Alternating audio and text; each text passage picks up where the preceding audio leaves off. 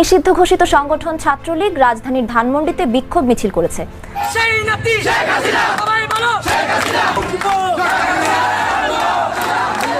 High রে ভাই, একে বলে সাহস। পুলিশের ব্যারিকেড ভেঙে ধানমন্ডিতে আওয়ামী লীগের বিশাল বিক্ষোভ মিছিল। ছাত্রলীগ নিষিদ্ধ হওয়ার পরও আওয়ামী লীগের লিফলেট বিতরণ। শেখ হাসিনা সরকার বারবার দরকার। কে বলেছে রে মজিব নাই, মজিব ছাড়া বাংলা নাই। স্লোগানে ধানমন্ডির রাজপথ কাঁপাচ্ছে ছাত্রলীগ। ভয়ে পালাচ্ছেন ইউনূস সরকারের প্রশাসন। কোনোভাবেই দমানো যাচ্ছে না ছাত্রলীগকে। বাংলাদেশের বিভিন্ন প্রান্তে ছাত্রলীগের বিশাল বিশাল বিক্ষোভ মিছিল।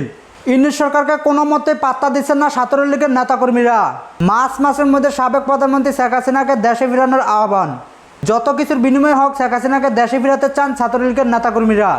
শেখ হাসিনাকে দেশে ফিরাতে প্রয়োজনে রক্ত দিব, জীবন দিব, তারপরে শেখ হাসিনাকে দেশে ফিরাবো।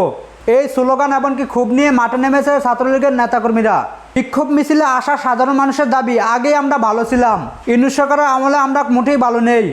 দেশে পণ্যের দাম দিন দিন বেড়েই চলছে। কোনো মতে ইউনূস সরকার দেশের পণ্যের দাম কমাতে পারছে না। তাই বাংলাদেশে শেখ হাসিনার কোনো বিকল্প নেই। শেখ হাসিনার আমলে আমরা ভালো ছিলাম। এইসব ক্ষোভ নিয়ে সাধারণ জনগণ এমনকি ছাত্রলীগের নেতাকর্মীরা মাঠে নেমেছে। প্রিয় দর্শক, ইউনূস সরকারের আমলে কি আপনারা ভালো আছেন নাকি শেখ হাসিনার আমলে আপনারা ভালো ছিলেন? আপনাদের মূল্যবান মতামত আমাদের ভিডিও নিচে থাকা কমেন্টস বক্সে জানাবেন। সকল ভালো থাকবেন, সুস্থ থাকবেন। আল্লাহ হাফেজ।